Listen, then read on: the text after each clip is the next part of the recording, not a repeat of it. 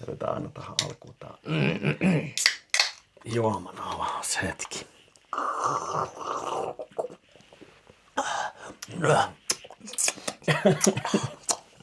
Mikään niin seksikästä kuin mastikaatio. Mitä?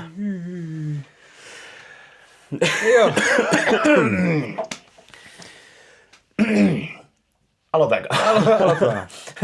Yes. No niin. Täällä ollaan taas. Yes. Nyt oli pieni luova tauko kausi-influenssan ja lenssun ja kiertävien kuppien ja ties minkä johdosta, mutta nyt ollaan taas studiossa. Kyllä. Eli tuli pidempi tauko kuin haluttiin, mutta nyt ollaan sorvin ääressä. Ja voi veljet, minkä sormi. Joo. Ja ketä me ollaan? Esittäydytäänkö ensin? Mehän olemme eipäs kun vittu, anteeksi. Kinematografia Satanicae on tämän kanavan nimi ja Minä olen Heinrich ja tässä toverini Ville. Tervetuloa studioon. Kyllä, ja mikä on meidän missio? Me puhutaan paskaa hyvistä ja huonosta ja keskitason elokuvista. Ja tänään me puhutaan elokuvasta Hulluus, eli Lunacy, eli Sileni. Ja aloitetaan Traikolla.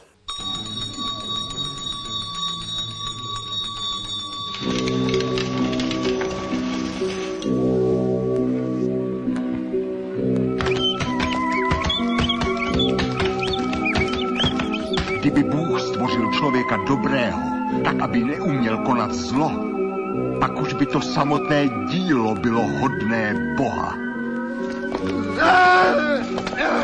Nechte mě!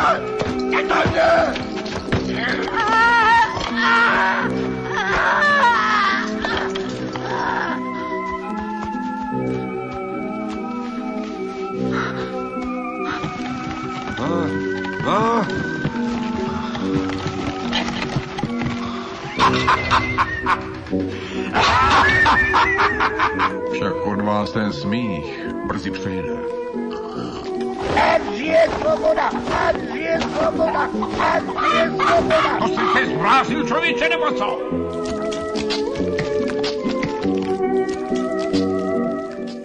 Alright. Sellainen traileri oli se. Palataan taiteeseen. Palataan taiteeseen. Taiteeseen, joka satuttaa.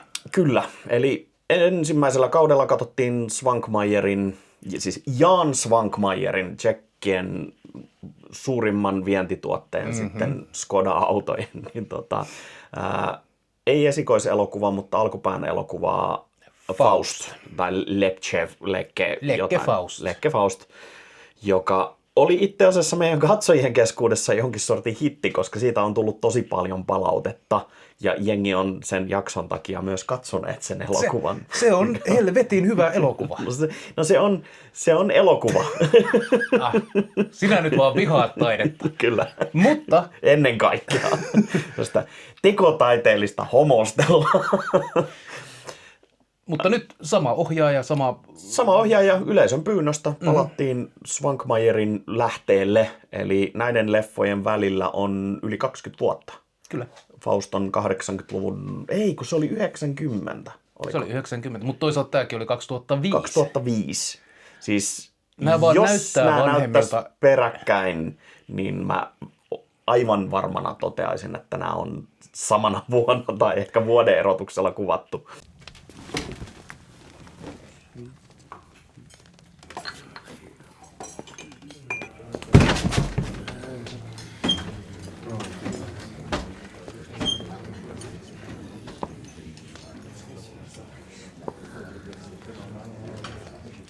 Niin, kaikki näyttää laman aikaiselta, tupakan savuselta. Season of the Witch palaa taas kummittelemaan. Mutta siis Faust näytti vanhalta. Se näytti 80-lukulaiseksi tai 90-luvun alun leffaksi niin kymmeniä vuosia vanhemmalta kuin mitä se oli.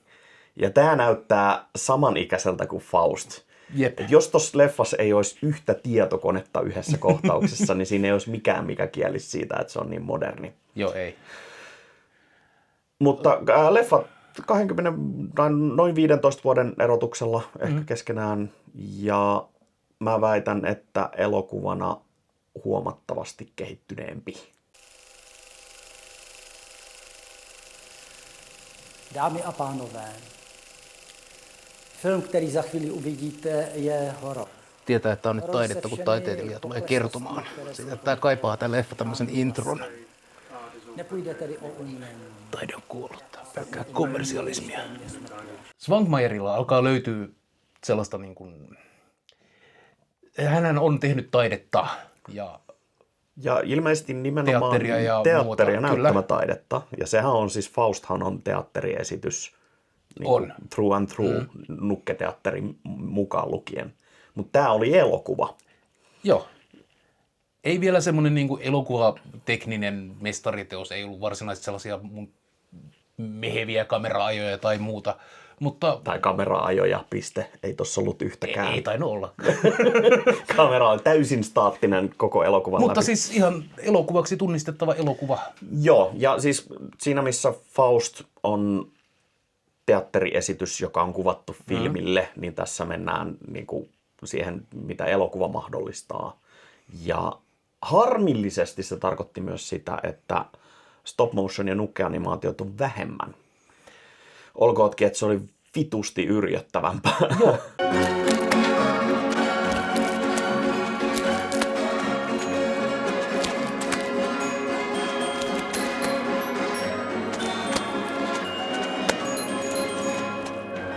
Tuossahan oli koko ajan näitä niin kuin pieniä 30 sekunnin stop motion Joo. pätkiä, ihan kun olisi jotain niin kuin... erillisiä inserttejä, jotka tavallaan niin kuin kertoo elokuvan rinnalla sitä samaa tarinaa niin kuin enemmän karikatyyrimäisesti. Jep, niin kuin lihana. Joo, kirjaimellisesti. Mutta siinä missä Faustissa se käytännössä vika kolmannes on kokonaan nukkeja, marionetteja, stop motionia. Jep. Jopa niin kuin live-näyttelijät Ja, on ja ne stop oli niin kuin motionia. sisään leivottu siihen. Jep. Ne oli efektejä elokuvassa. Kyllä, niin tässä ei. Ei. Ne toi tunnelmaa. Jep. Ja minkälaista Tai vei tunnelmaa.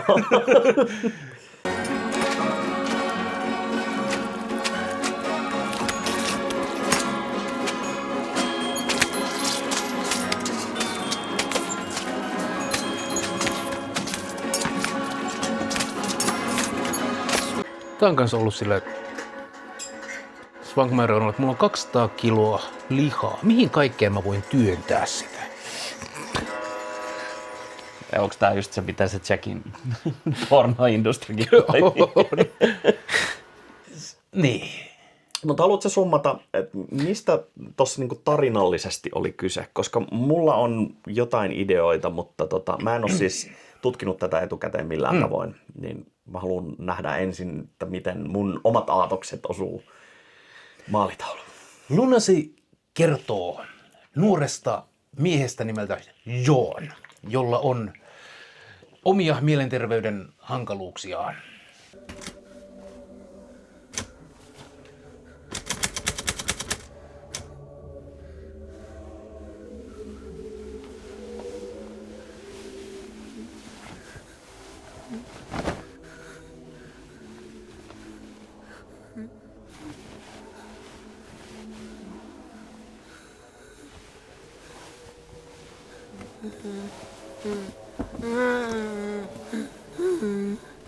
Ja hän sattuu löytämään tällaisen pelastavan, humaanin, ihmisrakastajan Markiisin, joka päättää pelastaa Johnin epätavallisilla, mielenterveyttä tukevilla toimillaan.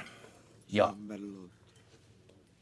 seikkailu etenee ja pääosin sijoittuu tällaiseen hullujen huoneeseen, eli mikä sen tois parantolaan. Mielenterveysparantola, psykiatrinen osasto, Kyllä. olisi näitä varmaan nykyään poliittisesti päteviä Jossa termejä. paljastuu. Mutta tässä puhutaan siis ihan suoraan hulluja huoneesta. Se on sen hyvin karikatyyrimäinen. Jep. Ja täältä paljastuukin sitten salaliitto. Ja sitten Johnin täytyy voittaa pelkonsa ja olla sankari ja lopulta kaikki päättyy hyvin. Onnellisesti. Niin.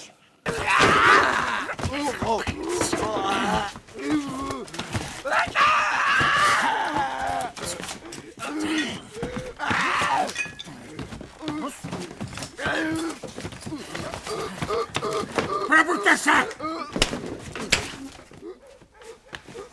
Ja niin.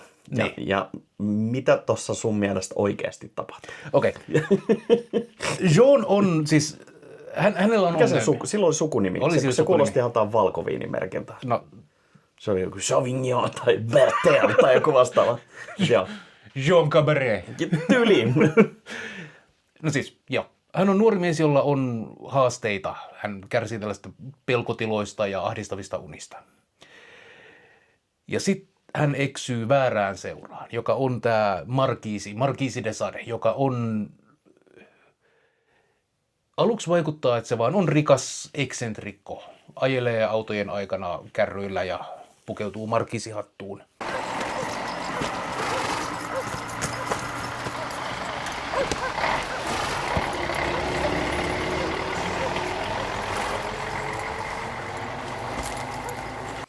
Mutta siis ei hattuu, vaan mikä se on, kun ei ole tukkaa, ja sitten laitetaan perukki. Perukki. Joo.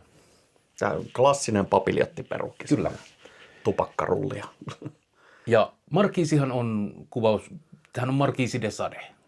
Hyvin tämmöinen sadistinen, manipuloiva, toisten kärsimyksestä kiksejä saava pervertikko, Jumalan kieltäjä ja muu.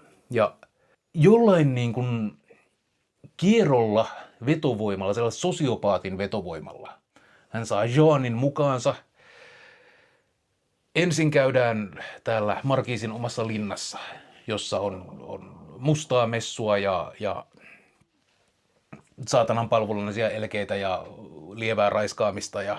Netvole, jehož neuvěřitelná krutost splodila život a uvalila jej na všechny nevinné, které si dovolíš zatratit jménem neznámo jakého dědičného hříchu. koska lievää raiskaamista voi olla. No, Ei ylitetty ihan tätä törkeän rikosnimikkeen rajaa. Jep. Mutta kun meille on tullut nämä kaksi hahmoa tutuksi. John on pelokas ja vietävissä. Marquise on arvaamaton irstailija. Ilomielinen. Se elostelija oli se termi. Jep. Libertine.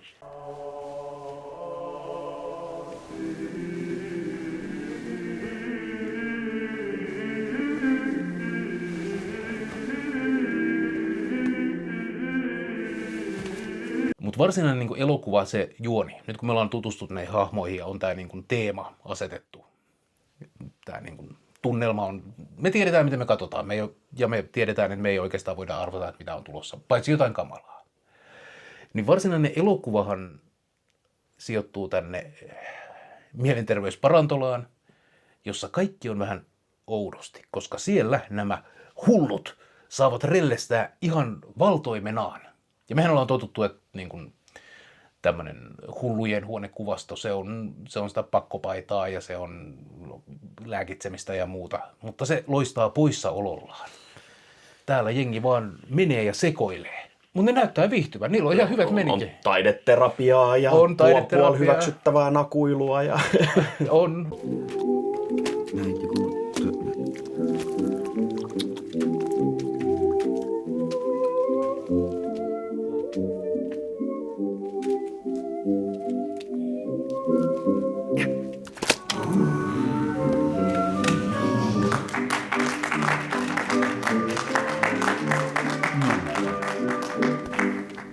Ulkoliikuntaa ja Ilmeisesti seksipalveluita.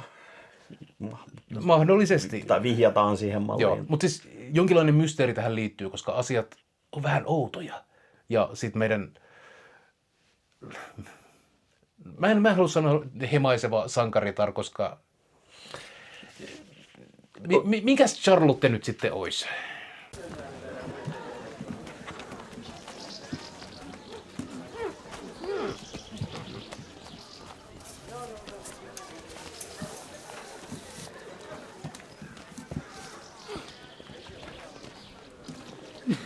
Niin, no siis klassisessa määritelmässä se on sankari, koska se on se, joka mahdollistaa päähenkilön muutoksen ja potentiaalisesti ehkä uhraa itsensä, mutta oikeasti siinä vihjastaa aika moneen suuntaan. Niin. Ensin Charlotte vaikuttaa siltä, että se on klassinen neitopulassa ja Johnin pitää avata gameia. Me ei välttämättä osata sanoa, että mitä se on, mutta sen me voidaan faktana sanoa, että se ei ole neitopulassa. Että se on ihan selvä. Kyllä se aluksi mun mielestä vaikutti siltä. Se ei tykännyt olla siellä, se lähetti avunpyyntölappua ja... No mulla on teoria. Okei. Charlotte ei ole yksi hahmo, vaan siis niin. Niin. Siis siinä alussa... No okei, mennään tähän kohtaan. Ei mennä siihen vielä, mutta... Moje dcera Charlotta pomáhá mi s pacienty, vede kartotéku.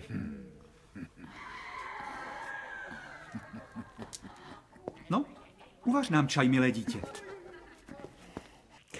Anyway, kun mysteeri alkaa unravelemään, eli paljastumaan, niin selviää, että täällä Parantulassa hullut ovat kapinoineet vuosi sitten ja napanneet hoitohenkilökunnan ja lääkärit ja hoitajat, tervanneet ja pyöritelleet höyhenissä ja sulkeneet selliin. Niin kuin vankityrmään, kirjaimellisen, ei edes selliin, vaan niin kuin kellarissa olevaan karikatyyrityrmään. Ja Charlotte uhraa itsensä, jotta John pääsee vapauttamaan vangit, ja sitten tulee kuri ja järjestys. Herran nuhde takaisin. Pamppu heiluu kahdella eri tavallaan.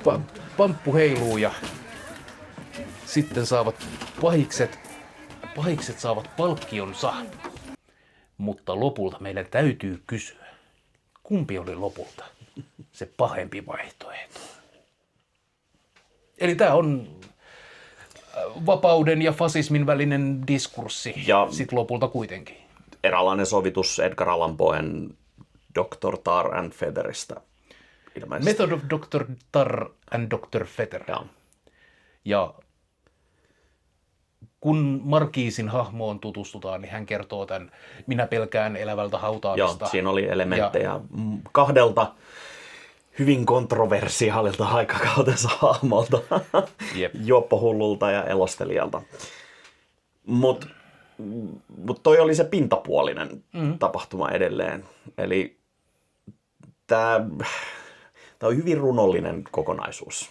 Ja se pinta on se, mitä on helppo katsoa, mutta niinku loppupeleissä se pinnan alla kytevä tarina on aika helppo selvittää tietyn pisteen jälkeen. Eli tässä nyt enemmän on niin kuin, mä näkisin, että tämä on niin tarinassa, jossa käsitellään teemoja. Siinä käsitellään teemoja, siis selvästi Svankmajer on halunnut puhua omasta maailmankuvastaan, ja se tulee just sen Markiisin vapauskertomuksen myötä, joka on siis, sanoit, että se on Desaden suoraa siterointia. Mutta joo, siinä siis on otteita sieltä täältä otettu Desaden. Joskus kauan sitten Justinin ehkä lukenut, ja that's about it. Hyveellisen neidon kärsimykset, mikä on. Mutta siitä on niin pitkään, että en pysty sanoa. Mutta selvästi ne on ne, mitä on ajanut herra Jania eteenpäin. Tuossa kun Making of -koostetta vilastiin, niin siellä painotettiin orgasmia ja kliimaksia ja kaikkea, mitä herrasmies vaan ruudulle on voinut pyytää.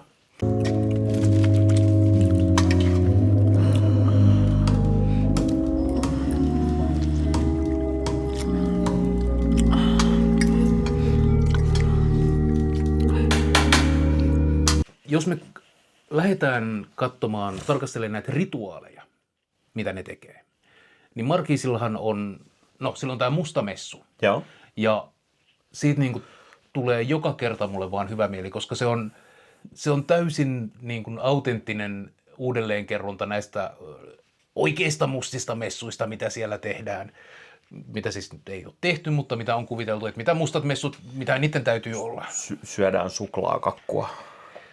No ei, mutta mässäillään. Okay. Käännetään niin kuin kristinuskon pyhiä asioita pahoiksi asioiksi. Oliko se naulojen naulaaminen on kanssa osa? Se on tällaista jumalatonta pyhän häpäisyä, rienaamista, niin mitä mielikuvituksellisin keinoin. Sylkeä ja eritteitä ja Joo, niitä riitti muissakin kohtauksissa Kyllä. siinä messussa. Ja siinä oli myös, Öylätin häpäisemistä oli mukana ja upea pornografinen messukasukka ja Joo, siis kirjaimellisesti pornografinen, eli pornolehdistä leikattuja Kyllä. tissipimppi panokuvia, koska kuinkas muutenkaan. upea. Ja se niin kuin, Panomessu, eikö panoessu? se. Kyllä. Mutta siis se, että mä en ole muissa elokuvissa nähnyt noin niin kuin suoraan tuotavan tätä kuvastoa näin niin kuin, Joo, ja siis se mitä se on esitetty, on saanut tosi de facto, eli ei kynttilöitä ja goottilaista niin kuin semmoista ylivientiä tai teatraalisuutta, vaan semmoinen, että tässä nyt maalataan persposket verellä ja sitten vähän irstaillaan tuolla lakanoiden päällä. Sitten piiska heiluu. Piiska heiluu ja syödään kakkua niin, että ne vitun viikset valuu sitä suklaata. Jep. Mutta se oli niin kuin yksi rituaali. Joo. Ja toinen rituaali, minkä tämä Markiisi teki, oli se itsensä hautaaminen elävältä. Totta. Ja okei, Markiisi on hahmona epäluotettava kertoja. Mä en luottaisi penniäkään sen tarinaan äitistään tai historiastaan tai kohtalostaan, mutta toisaalta se voi pitää paikkaansa. Ei, sä missaat sen pointin. No mä kerron kohta. Okei. Joo, Mutta siis hänellä kertomansa mukaan on akuutti pelko siitä, että hänet haudataan elävältä, koska hänen äitinsä on haudattu elävältä. Ja päästäkseen yli tästä pelosta, hän haudattaa itsensä elävältä, jotta voi sitten aamun valjetessa olla siellä heiluttamassa kelloa ja vetämässä viiniä ja nauramassa, koska nyt pelko on voitettu. Kyllä, mutta siinä kohtauksessa ei ollut tärkeintä sen Markiisin kokemukset, koska niitä me ei käyty läpi missään vaiheessa, vaan se kuka sen teki ja kuka sen rituaalin suoritti, joka on se Jean. Sehän sai ohjeet ja sitten se toteutti sen sellaisenaan. Siis toki, mutta Markiisi myös painottaa, että tämä nyt ei ollut sulle. Tämä on... Eipä. Ei kyllä. Eipä. Tämä oli minun mielenterveyteni hyväksi. Minä tarvitsin vain sinun kantoapuasi. Sinun fyysisen panoksen oli se tarkka muotoilu. Niin. Mutta me päästään kohta siihen, no joo. koska mulla alkaa palat loksahtelee paikoille, kuin Edgar Allan Poen murha mysteerissä konsana. No joo.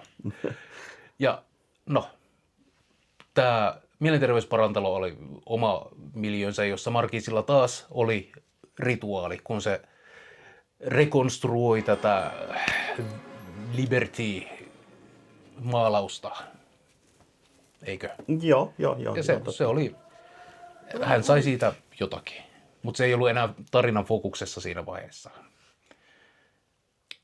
Joo, ja niin. No siitä päästään aika näppärästi siihen. Eli siis kaikki, mitä tässä leffassa tapahtuu, niin nähdään 100% Jeanin näkökulmasta. Kyllä. Ja mitä se Jean kuulee Markiisin äidistä? Että se oli hyvin samanlainen kuin sinun äitisi. Ja mikä asia toistuu jatkuvasti siinä, kun Jean havainnoi maailmaa? On se, että siinä ympäröivässä maailmassa toistuu ne asiat, joita se itse omistaa tai on nähnyt tai kuullut. Siellä on kampaa. Siellä on kampa, joka on sama kampa, joka se omistaa, joka taas liittyy siihen sen äitiin. Jep.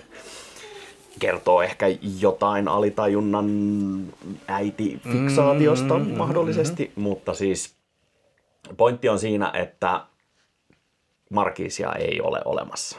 Meina. Ei. Absoluuttisesti ei ole olemassa.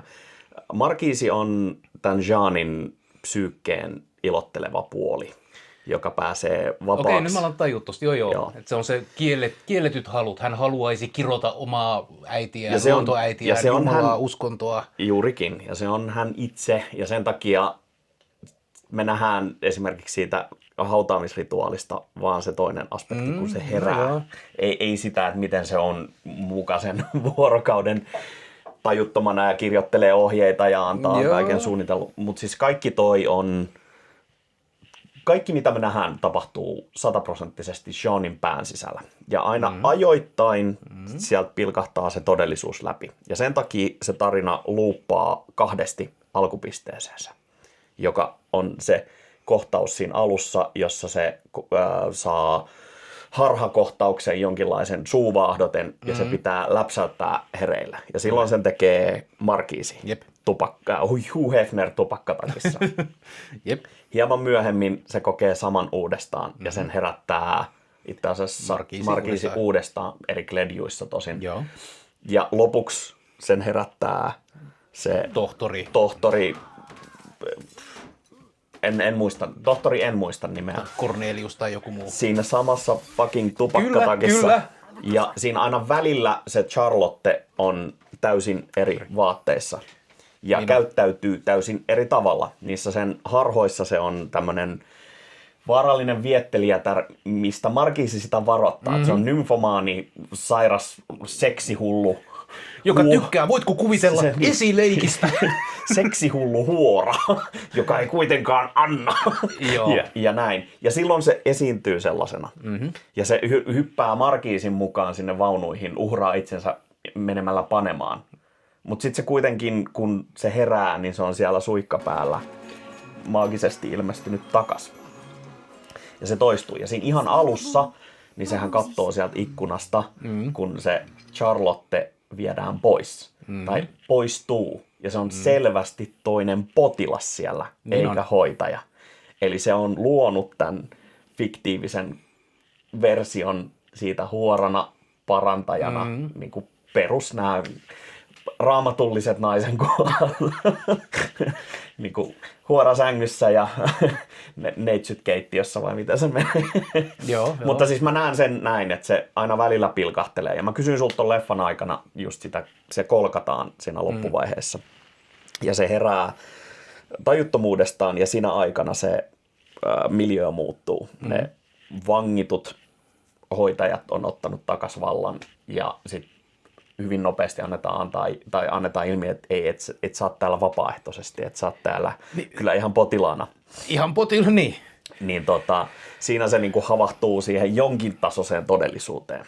Ja se on vieläkin sitä vuotoa sieltä niinku sen kuvitelmista. Ja vasta se viimeinen herätys ehkä on sitten lähempänä sitä totuutta. Niin mä kysyin sulta siitä, että onko tämä Brasil-twisti. En tiedä, ootko nähnyt Terry Gilliamin Brasil-elokuvan. Yeah. Joka on siis kuuluisa siitä, että sit on 2 eri versiota. Se oli niin vitun synkkä, että tuottaja otti sen leffan ja leikkeli sen kokonaan uudestaan niin, että siinä on iloinen loppu, jossa päähenkilö kirjaimellisesti pakenee luonnon paratiisiin rakastajansa kanssa. Ja Gilliamin alkuperäinen leikkaus on se, että se pakenee iloisesti paratiisiin, kunnes paljastuu, että se on lobotomisoitu ja aivokuollut pöydällä ja kaikki se on vaan sen viimeinen kuoleva toive siitä. Ja se on ihminen, joka niinku byrokratia tappaa. Ja se on tosi, no ei enää tänä päivänä niin dystooppinen kuvaus, vaan realistinen. Niin mä oletin myös, että sillä hoitajalla, kun se pyörittelee kädessään sitä työkalua, että se olisi ollut se lobotomiapiikki. Koska se olisi sitten taas sinetöinyt tämän ehkä liian suoraan tällaiseen hyvin helposti tulkittavaan Se oli metaforaan. vaan tämmöinen kirurginen implementti. Joo, se oli joku haavan avaustyökalu. Suun avaus. Tai varmaan jotain vitun suklaan syöntiä. Tsekkiläinen ruokailuväline.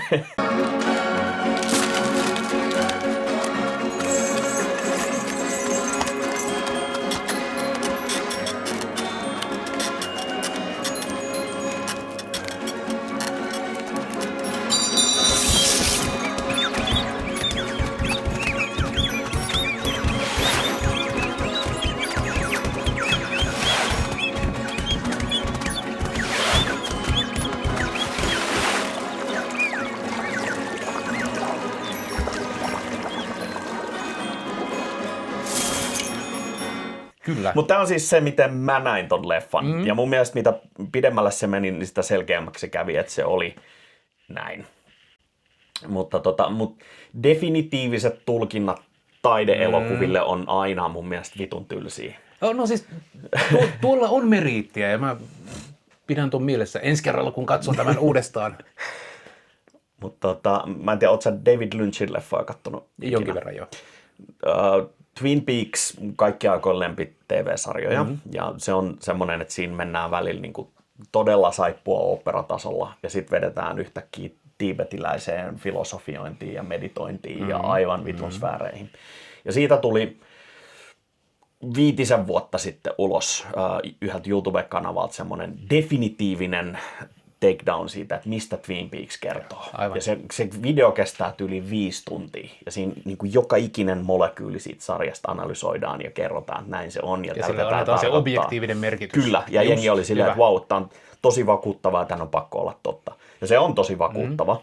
Ja hetken itsekin oli silleen, että vau, näillä on idea. Ja sitten David Lynch katsoi osan siitä ja totesi, että tämä on masentavin paskaa, mitä hän on ikinä elämässään nähnyt, ja ohittaa kokonaan kaikki pointit, mitä hän haluaa taiteellaan tehdä.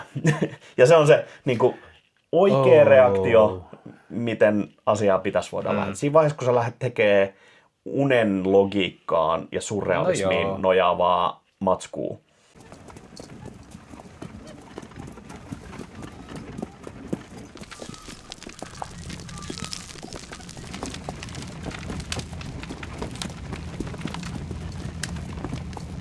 niin se olettamus siitä, että tekijä itsekään tietäisi alitajuisia ajatuksiaan niin hyvin, että siinä voisi olla suoraan koherentti suora linja, jota noudattaa, niin on typerä mun mielestä. Ja se ei ole typerä, se on masentava, koska se vie kokonaan sen oman tulkinnan mahdollisuuden.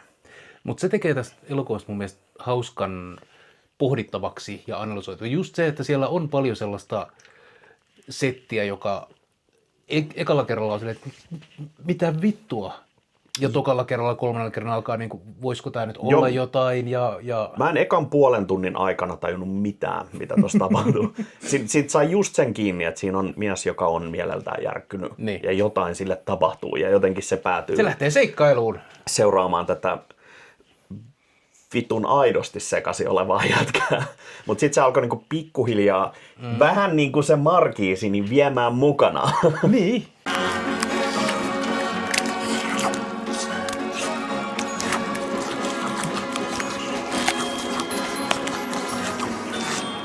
Mutta tuossa oli hirveästi elementtejä, mistä varmaan on enemmän tarkoitusta, ja niitä on suunniteltu enemmän kuin mitä niin katsoessa osaa. Mietittiin kanoja esimerkiksi. Joo. Kanat ja höyhenet, niillä on varmaan isompi funktio. Mulla tuli nyt ekana mieleen, että kana voisi symboloida naista, koska se on hämmentävä teuraseläin siitä, että se on vain ja ainoastaan naaraspuoliset eläimet, joiden ensin kuukautisia hyödynnetään ja sen jälkeen ne laitetaan lihaksi. Niin siinä on niinku tällainen, mutta samaan aikaan höyhenen on tosi niinku neitseellinen tämmöinen. Niinku. Tämmöinen paratiisi. Ja sitä hyödynnetään tuossa. Ja... Koko ajan kun noi panee, niin siellä on niitä höyheniä pöllyymässä. Kyllä. Nakupojat heittelee niitä kuin pienet kerubit. Ja... Et jotain siinä oli, mutta en ikinä uskaltaisi väittää, että ymmärtäisi, että mistä niissä kanoissa just esimerkiksi oli kyse. On. Ja sitten kun tulee tätä stop motion kerrontaa, meillä on kanoja, jotka syö lihamyllystä lihaa ja munia, joista tulee lihaa sinne lihamyllyyn. Ja sitten se on semmoinen ouroboros, joka syöttää itseään. Ja se on vähän niin kuin meidän yhteiskuntajäbä. niin. Se on just se niin kuin pintakela. Niin. Ja se voi olla, että se on just sitä. Se voi ja olla todennäköisesti onkin. Niin. Mutta sitten sykkivä liha vakuumipakkauksessa, poe-viittaus vai oliko tämä koko elokuva vaan vegaanien kosto? tai jotain.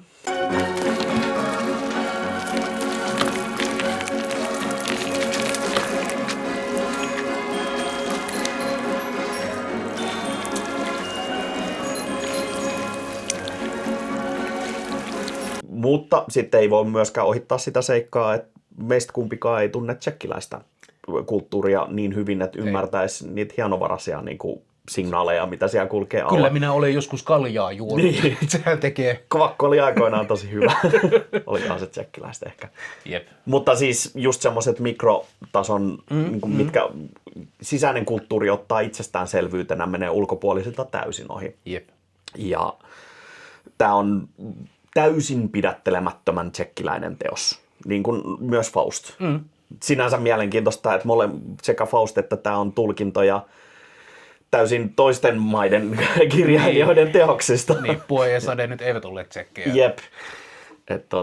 Se on siis toisen maan kulttuurin tarkastelua oman mallinsin läpi. Et totta kai kyllähän nyt suomalaisetkin on tehnyt lukuisia filmatisointeja ties minkä maiden teoksista.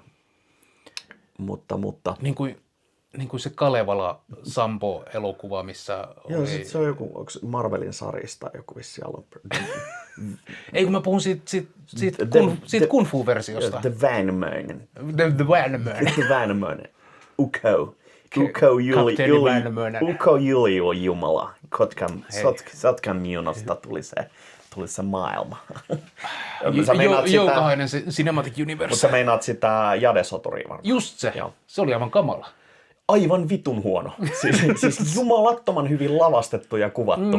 Ja mikään siinä tarinankuljetuksessa ei toimi vittu, ei millin verta. Se oli tyhmä. Se oli tosi tyhmä. Joo, ja ei hyvällä tavalla. Ei. Mutta Sillekin varmaan saatu jotkut suomalaiset kulttuurirahasta. ei, se tehtiin kiinalaisen rahoituksen voimin melkein lähes kokonaan. Virhe. Kyllä siis varmasti elokuvasäätiön rahaa on tullut myös, mutta Svankmajer, mitä se on tehnyt tämän jälkeen? Tämä on siis 2005, joka on siis, just katsottiin, niin Jamie Foxx voitti samana vuonna Ray-elokuvasta Oscarin näytellen Stevie Wonder ja Ray Charlesina. Ja Clint Eastwoodin $1 Million Baby oli Oscar-haaveessa. Tämä oli siis Tšekkien, anteeksi, ei varmasti Tšekkoslovakian, vaan Tšekkien Oscar-ehdokas. Ja lihamössö stop motion animaatioiden näyttäminen jossain Hollywoodin Oscar-gaalassa olisi voinut olla ihan mielenkiintoinen veto, mutta en usko, että edes vieraskielisten saralla on ollut mitään mahista. Svankmajerilta on tullut tämän jälkeen vielä yksi elokuva. Vain yksi? Ainakin yksi. Okei. Okay. Mulla sattuu olemaan se. Yes. Mä en ole vielä nähnyt sitä. Mikä se on? En mä muista. Mä just koitan katsoa, mutta... Niin, siis Svankmajerilta on tämän leffan jälkeen vähän laskutavasta riippuen tullut 2 leffaa. Jep. Surviving Life ja eli Insect. Ja Eli ötökän elämää. sulla on se. Mulla on se. Jos 3. kaudella tavataan sen merkiksi. Vielä kerran Svankmajeria. Jos ei tämä dystopia maailma voita meitä ennen sitä. Niin. Mutta yllättävän pieni tuotanto. Olkootkin, että stop motionien tekeminen ei varsinaisesti ole terveen mielen projekti, mutta ei myöskään semmoinen, että sitä tehdään ihan noin vaan. Siihen menee aikaa ja osaamista, mutta jos materiaalina on liha, niin ei se budjettia välttämättä kaada. Niin, tässä se ei ollut kauhean näyttävää, noin niin kuin pintapuolisesti, mutta siellä oli, no tuossa kattoessani puhuttiin näistä, että animaattorit tykkää tehdä näitä flexejä, varsinkin stop motion animaattorit siitä, että mitä voi tehdä ja miten voidaan hämätä. Yksi klassinen on just se, että kamera liikkuu stop motionin aikana, jolloin se nykyään tehdään tietokoneohjatusti ja animointi synkronoidaan siihen, jolloin se on helpompaa. Mutta tossa oli muun muassa sitä samaan aikaan kielekieltä putoavaa lihaa ja liikkuvaa lihaa. Jep. Ja siihen tulee semmoinen, mä oon katsonut nyt viime päivät tosi intensiivisesti Corridor Crew-nimistä YouTube-kanavaa.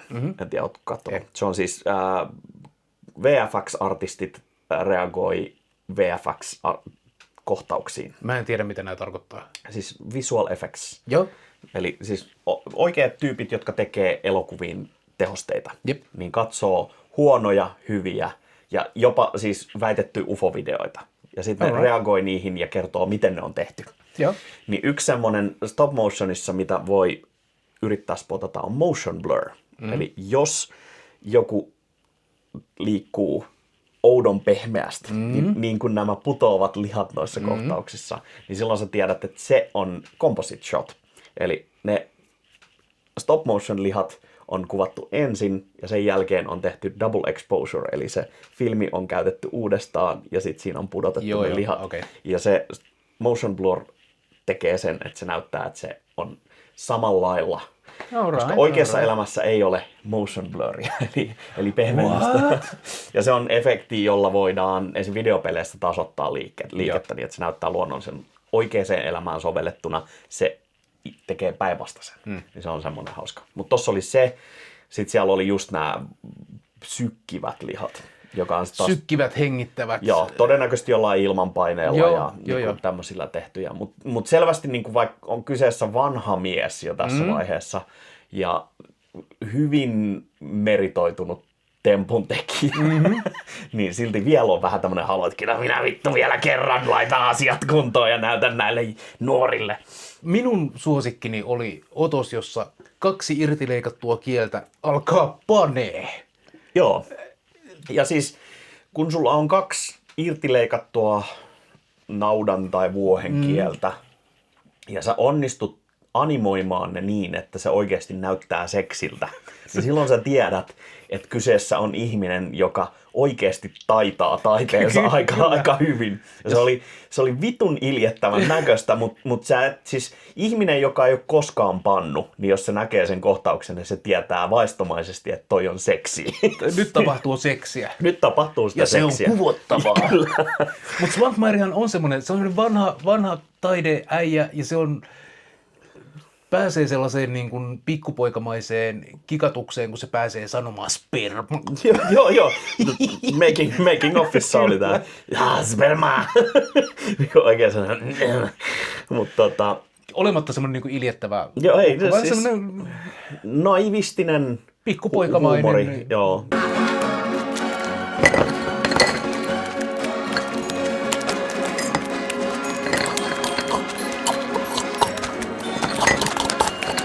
Oliko se nyt sellainen kielellinen metafora? Oli. Laitetaan liha pomppimaan, vittu tää on hauskaa. Joku leikkii niillä muovisotilailla hiekkalaatikolla ja vanha kunnon Jan menee sinne hiekkalaatikolle ja kaivaa 200 kiloa naudanlihaa ja alkaa mätkiä ja sitä siis sinne hiekkaan. Tässä oli koko ajan sellaista niin kuin, mulla semmoinen olo, että vittu tää on limasta ja vähän sellaista niin kuin tuhnusta, likasta, pahan mielen, mutta samaan aikaan semmoinen, tämä on todellista taidetta.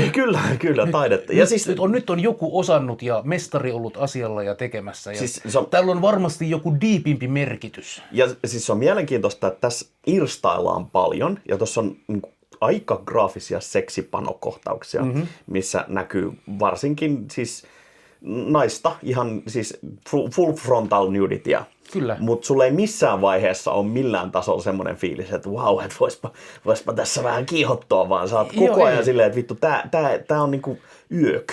Niinku hyi helvetti. Ja se on myös semmoinen, että sitä niinku jossain vaiheessa sit rupeaa miettimään, että onko tämä tarkoitettu siihen, että sä koet sen, niin kuin se Jean kokee, koska se on tosi pidättäytynyt ja se on uskovainen ja se vaistomaisesti... Neitsyt. Jep, ja se ajattelee, että kaikki tämmöinen on irstailua ja sairasta, niin se vitun lihamössö saa sut siihen tilaan, että sä rupeat ajattelemaan samoin. Ja nyt tämän leffan kun on nähnyt, niin ei tarvii enää harkita jälkikasvun tekemisestä. Ei. Se oli tässä. Että leffaa katsella sanoin, että jos Viagrasta saa niitä oireita, että erektio kestää yli 5 tuntia, niin hankkiudu lääkärin pakeille, mutta mä luulen, että tämän leffan näyttäminen riittää kanssa. Mä tykkäsin hahmoissa. Meillä oli aika vähän näitä niin kuin päähenkilöitä. Meillä oli Jean ja Charlotte. Meillä oli Markiisi ja Dr. Murloppe. Murloppe, joo. Sekä... Joka vaihteli partaa ja viiksiä. Vaihteli partaa ja viiksiä. A jak si to, drahý Markízi, vlastně představujete? Jako živý obraz, který by symbolizoval svobodu. Ja niin, mun oli vaikea seurata. Ensimmäisellä katselukerralla mä en niin vaan tajunnut, että mistä tämä Murloppe niin yhtäkkiä tuli tähän elokuvaan. Vaikka oikeasti se oli ollut siellä. Se on useampi hahmo, mutta niin kuin tavallaan siellä taustalla. Ja sitten oli tämä tohtori Cornelius. Joo, mutta sä unohdat yhden ihan tärkeimmistä hahmoista, jolla on about iso rooli koko leffassa. Itse asiassa, Dominic. Niin, Dominic, jolla on varmaan enemmän ruutuaikaa kuin Markiisilla. Ottaa huomioon, että se on koko sen hautajaiskohtauksen mukana. Että okei, sillä ei ole yhtäkään replaa, koska sillä ei ole vittu kieltä. Koska sen kieli on panemassa jossain nurkan takana. Ilmeisesti. Kerropa Jeanille, miten menetit kielesi. Etpä taida kertoa. Mutta se Dominic, siis tämä Markisin avustaja, joka ei edes hahmo, se on vaan niinku fyysinen Se on työjohtaja. avustaja. Jep. Mutta tsekkiläisimmän näköinen tsekki ikinä missään. Kyllä. Mutta siinähän on hyvin karikatyyrejä. Jokainen edustaa tällaista, no Marquise on tämmöinen ultralibertiini, elostelija, täysvapaus, joka tarkoittaa, että hän saa raiskata muita. Ja sitten häntä peilaa tämä, no paitsi Sean, joka on pidättyväinen neitsyt, joka pelkää kaikkea, mutta myös tätä fasistista Corneliusta, joka tulee sieltä ja kertoo, että minä olen uskovainen mies ja siksi fyysinen rangaistus on paras. Joo, ja ainoa myös niin kuin seksiin vihjaava on se, kun ne pamputtaa, niin niillä on kaikilla seisokit. Joo. Eli pidättäytyväinen seksipervo. Ja siis tämä ei ole hienovarainen. Joo. Se, että sieltä niin kuin vapautuu vartijat, jotka välittömästi alkaa pamputtaa potilaita ja niillä on massiivinen erektio tämän aikana. Voisiko tämä viitata jotenkin fasismiin? Mitä? On hienovaraisia taiteilijoita ja niitä me kutsutaan pelkureiksi. Tässä ei ollut mitään hienovarasta. Mutta sekin versio siitä Corneliuksesta, niin oliko se oikea vai mahdollisesti se, koska sitten taas tämä viimeinen versio, joka me nähdään kertomassa, niin ei vihjaa siihen, että se olisi tämmöinen hurjastelija sadisti. Ei, no silloin se tupakkatakki päällä ja se Niin. kertoo, että nyt aloitetaan tämä sinun hoitosi, Aloitetaan joka on vaiheesta 1. 20 piiskaniskoa pakaroille. Mitä minä kutsun vaan hyväksi perjantaiksi. Niin, vai oliko se edes se hoitomekanismi, vai oliko se mitä se haaveitti. Mutta siellä oli tätä yksi pikku kohta, joka jäi niinku kans hienosti mieleen, on se etsii avaimia niihin vankiselleihin ja se käy läpi. Siinä näkyy, siinä on lääkepaketteja, siinä on kalsiumia, siinä oli todennäköisesti jotain psykelääkkeitä, jotain. Ja kun se kolistelee, niin ne on siis sama ääniefekti kuin mikä hyysyistä tulee. Eli se hienovaraisuus, lääkkeet kuin panoksia konsonaan. Niin kuin tämän tyyppisiä, tuolta löytyy varmaan samalla lailla kuin, tiedätkö, Zaz-parivaljakko, eli Abraham Zucker, joka on tehnyt siis nämä mies- ja alastoase-elokuvat. Niin nehän jemmaa niihin leffoihin niin kuin 100 miljoonaa yksityiskohtaa sinne taakse taustalle. Niin tossa on siis aivan niin kuin varmasti niin kuin lukematon määrä tämmöistä pikkupaskaa siellä. Niin... On, ja siis jo siinä tämä Markisin kävelysauva, jota ei koskaan tuoda framille. Joo, se on se. Näin. Ja puoli sekuntia ruudussa vilahtava karamellirasia, jonka kannessa on panokohtaus. Jep. Se vaan oli siellä. Laatikkoon piilotettu seksuaalisuus. Niin. Ja hammasnoppa ja se lautapeli varmaan tarkoitti jotain Se kanssa. varmasti tarkoitti jotain. Ja nämä kaljut kaksoset kaappihomot. Jep. Ehkä se oli Jeanin latentti homoseksuaalisuus pyrkimässä tukahduttamaan häntä, koska niin se toimii kai. Niin. Joo. Mutta tässä on myös se, mikä tässä tekee mulle toimivaa kauhua, on se, että mielenterveyden hoito on ja sen historia on ihan vitun brutaalia.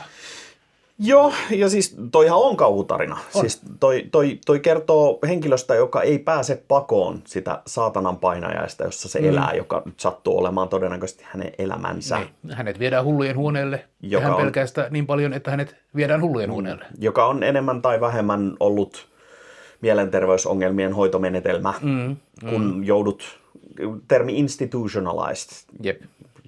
Suomeksi mikä järjestelmällistetty, ei varmaan ole. Laitostunut.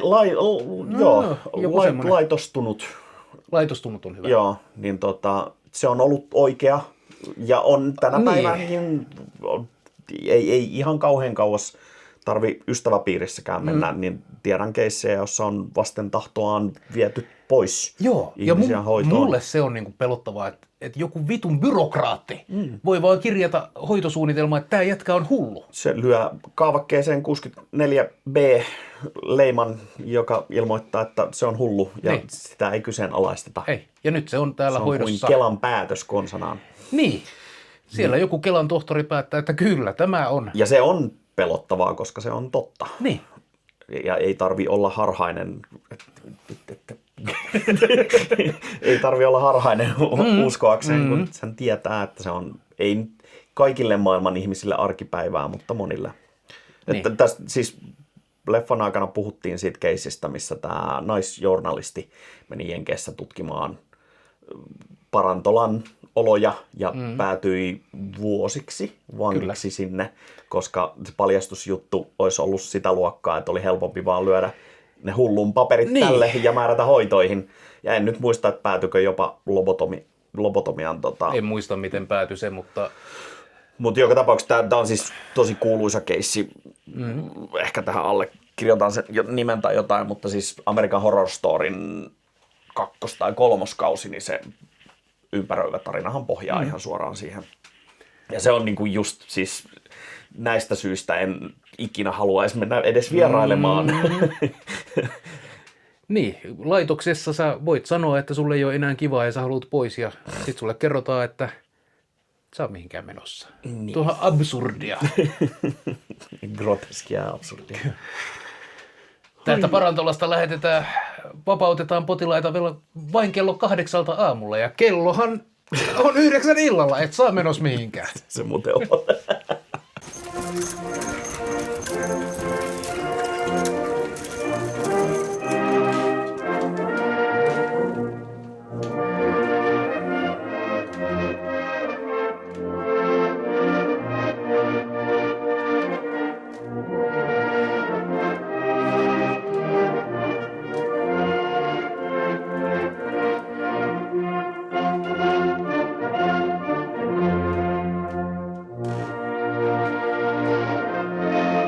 Minulla on muuten tällä viikolla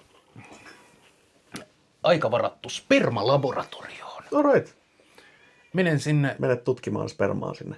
Ei, minä menen vaan vetämään käteen. Mutta se on siis yksi maailman epäseksikkäimmistä paikoista. Siellä on tietysti semmoinen huone, jonka seiniin sä et halua koskea. Ja sitten siellä on pöytä, jossa on lajitelma porno-DVDitä. Ja sitten sellaisia niin tuhnusia lehtiä, joita aikaisemmat asiakkaat on. Mua on siis aina kiehtonut tämä näihin liittyen. Kuka on se taho, joka päättää, että minkälaista pornoa semmoiseen saa? Mikä on tällaisen laitoksen määritelmällisesti hyväksyttävää pornoa? Koska se on tosi vaikea päättää missään kontekstissa. Mutta toinen on sama tämä, että jos sun tehtävänä on aikoinaan ollut tarkastaa, että mikä on haitallista materiaalia, niin kuka ottaa sen luodin vastaan? Se elokuvatarkastamon jantteri näkee sen kaiken kuonan. Missä vaiheessa se kyynistyy niin paljon, että mikään ei enää tunnu miltään. Mutta se kuratoitu, hyväksyttävä porno. Joo. Mutta niin, olet menossa spermalaboratorioon. Pelkäätkö, että ne ottaa sut kiinni? Ei, tätä miestä ei saa päästä takaisin kadulle. Ties, mitä se saa aikaan. These numbers are off the charts. Mini-kloriaani arvot on nyt Ei sentään. No joo. Mutta mä luulen, että me ollaan ehkä puhuttu Svankmajerista tarpeeksi hetkeen. Nyt voidaan taas hiljalleen palata silleen niin kuin normaalien ihmisten hyväksymien elokuviin. Ollaanko me katsottu sellaisia? No ehkä musta noita menee sinne. Mutta seuraavaksi me jatketaan joko yllätys. Jatketaan sillä yllätyksellä. Minä haluaisin mä luulen, että me yllätyksen. jatketaan yllätyselokuvalla seuraavan kerran. Se on semmoinen, mitä ihan oikeasti tosi moni ei ole nähnyt.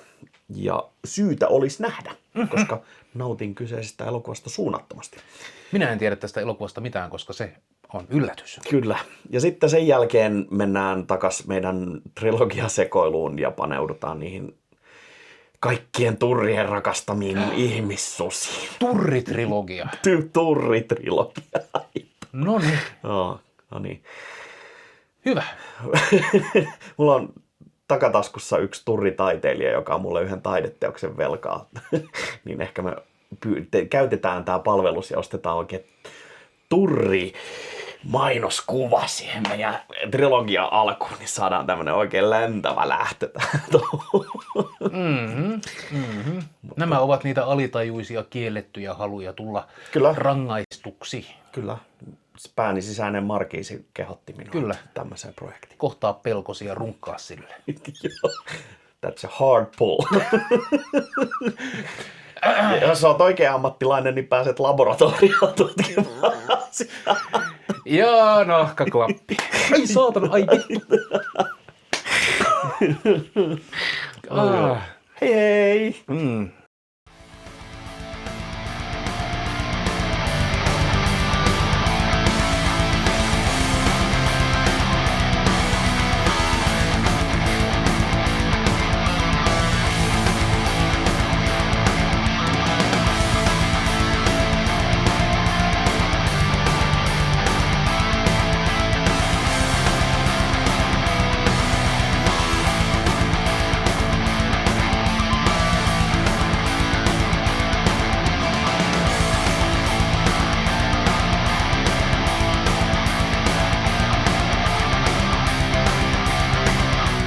Jotkut naiset tykkää esileikeistä ennen oikeeta seksiä. Hyi vittu! Kieltäkää tää sairas paska. What?